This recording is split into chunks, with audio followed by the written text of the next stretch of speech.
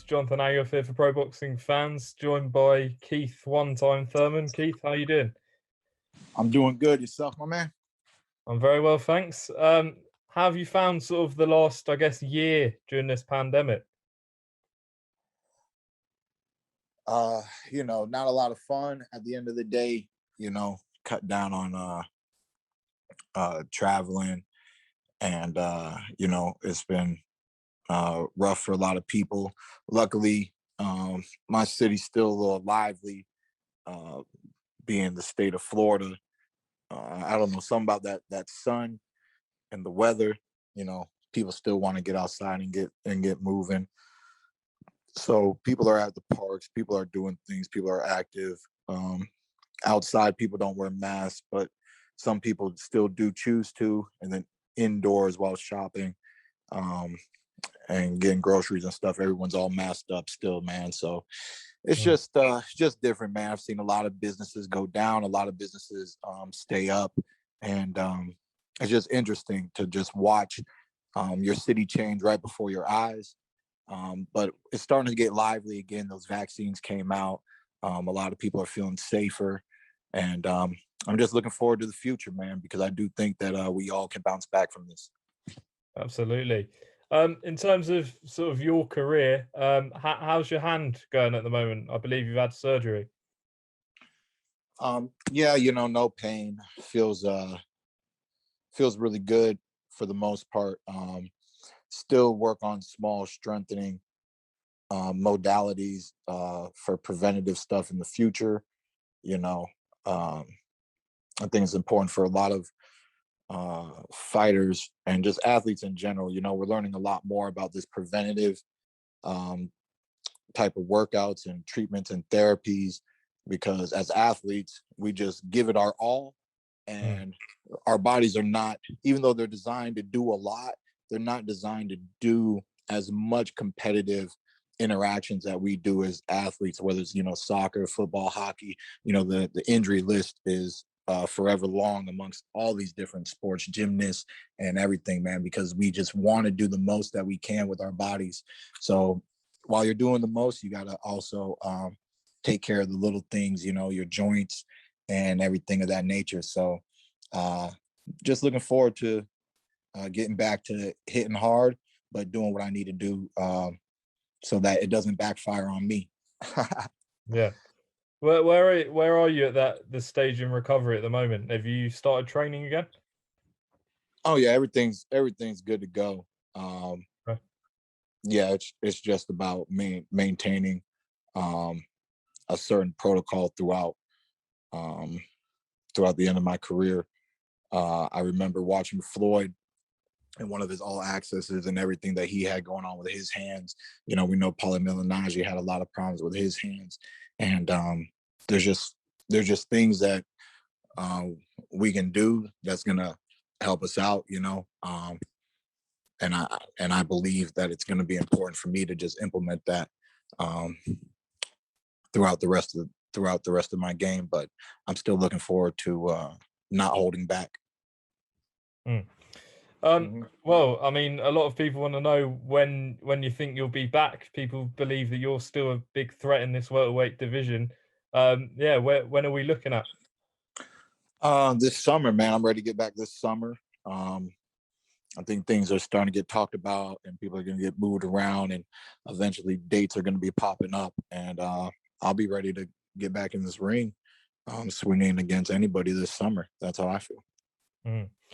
What sort of opponent would you be looking at? Would you be looking to go straight in against one of the champions, or have a sort of tune-up? Of course, I would love to face a champion. I always want to get back to that champion status and fight world champions, fight the best in the game. But I got 2 respectable rematches, well, 3 really. Pacquiao, Porter, and Danny Garcia. So those are 3 names that I easily can have rivalry with, past history, great fights with all 3 of them. So those are automatically on the list. Pacquiao's on the definite want to hit list, but it just comes down to opportunities. There might be Ugas would be nice. He got Pacquiao's title, so I'd be getting my title back, just not through Pacquiao. So that'd be like a nice little fight, even though he is a champion.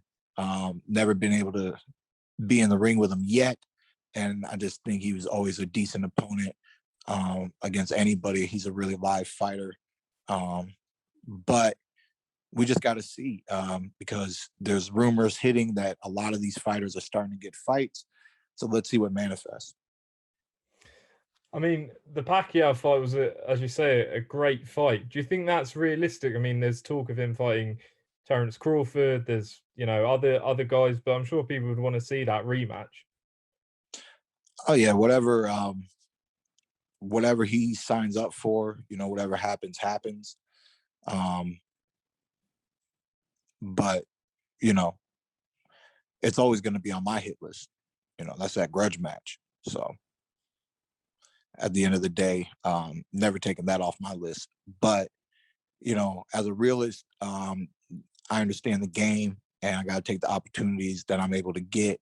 I want to get back, get the ball rolling, and hopefully in the very near future face one of these champions. With the Pacquiao fight, what would you say you'd do differently if you were to get a rematch with him? Camp would be a little different. It'd be I would gear my sparring to a lot more shorter sparring partners, just because of the experience of seeing his real size and how small I really felt like he was in the ring.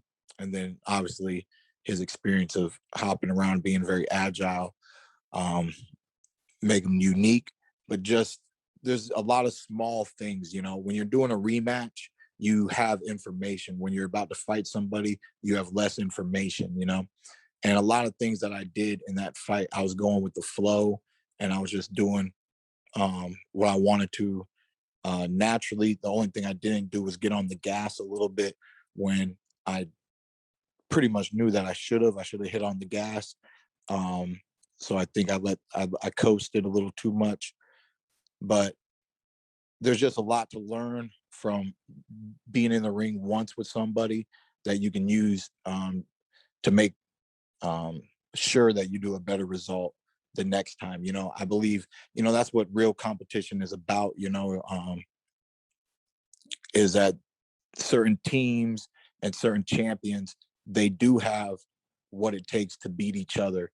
And in American football over here, we always talk about any given Sunday, with the matches on Sundays. Any given Sunday, if a team shows up the right way, they can beat the other team. You can beat the other player, but you really got to come with that game face and everything that you can do as an athlete. And I just believe that I am one of the biggest threats in the welterweight division, even to this day. And there's, nothing holding me back but me. I mean, with being in the ring with him, would you say he was the toughest guy you ever faced? Was he the hardest hitter, fastest? Not the hardest hitter, but definitely the fastest. It's a freaking lightweight as a welterweight. So we understand speed when you go lighter in weights. These guys, their hands are naturally faster. And he has a lot of experience being in with bigger opponents and doing what he can do to use his speed and different things to his ability. He was a little bit more defensive than I expected him to be. That might have come with some age and being a little conservative, especially after the first round knockout. He didn't have to prove anything. So I think he was being a little bit more conservative than I expected. As I was walking him down, I was hoping to press him, get him to fire, get him to open up more. He stayed more relaxed, just boxed with his hands up more than I thought he would, and threw less punches than I thought he would. But when he attacks, he definitely attacks in that full force Pacquiao way. Bop, bop, bop, bop, bop, bop. Always jumping in from weird angles, looking to fire from weird angles, straight hook, uppercut. things of that nature, man. So it was a great fight. It was a lot of fun. Definitely learned a lot, and I look forward to showcasing what I can do because of it. Mm-hmm. Well, how would you see a fight with him and Terence Crawford going? Do you think experience would be too much, or do you think youth would prevail on Crawford's side? I think Crawford can do stuff with his speed and power. It's in any match, it really comes down to being able to fight your fight and get your opponent to either fight your fight or not be able to handle your fight in the first place. But once when they can start fighting their fight while you're trying to fight your fight. So like my fight against Porter is a good example, because that was one of those fights where you can see both fighters implementing their strategy, and it was kind of like a tug and war going on, you know. There were times where what I wanted to do was being done and there wasn't much he can do about it. And then he would charge in, get me up on the ropes, start doing the things he wanted to do, and there wasn't much I could do about it. So it would just be interesting to see who asserts their dominance first.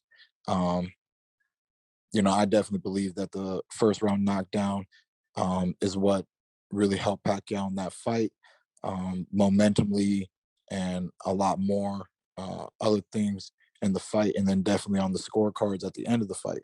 But so just to see what Crawford can do, and I do think Crawford still has the speed and power to hurt Pacquiao.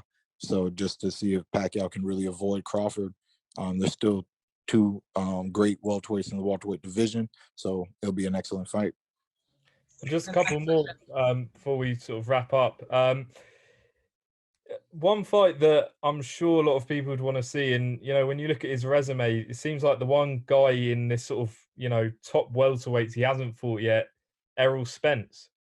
Do you think a fight between you and him is possible? Because when you look at it, he's fought Danny Garcia, Sean Porter. You're surely the guy he's got to fight, no? Oh yeah, I think we've waited long enough. I really would like to make that fight happen as soon as possible. The whole goal after the Pacquiao fight was to go after Spence anyways. That was going to be the next big major fight. So I still think it's a terrific, huge fight in the welterweight division. He's fought a lot of my competition, but he hasn't fought me yet. So what kind of statement is he really trying to make in the welterweight division? He is a great champion. But I do think that when we clash, it'll be one of the biggest clashes in the welterweight division. Did you see that happening this year? Oh, I'd be happy to make it happen this year. Mm-hmm. And when they sort of talk about sort of welterweight matchups, the one that keeps popping up is him against Terence Crawford. Number one, do you think that would happen whilst Terence is with Top Rank? And who would you favour? Not sure, and still want to see a little bit more out of Spence with the post accident and the inactivity, because I think he fought Danny well, but I don't think he was on his A game. So just want to see a little bit more, and then out of Crawford too. I don't think he got to showcase a lot out of that Brook fight. So part of me wants to see a little bit more from Crawford, and I think we're going to see a lot if this Pacquiao fight really manifests. And as a reporter from the UK, we've got some welterweights up and coming. I just wondered if you keep an eye on anyone from the UK. We've obviously got Conor Benn fighting Samuel Vargas next week. Which welterweight you guys got coming up? We've got guys like Conor Benn. What's his record? He's about, I think, 18-0, 16, 17-0. He fought Formella, and now he's fighting Samuel Vargas. Just wondered if you'd watched any of the UK welterweights.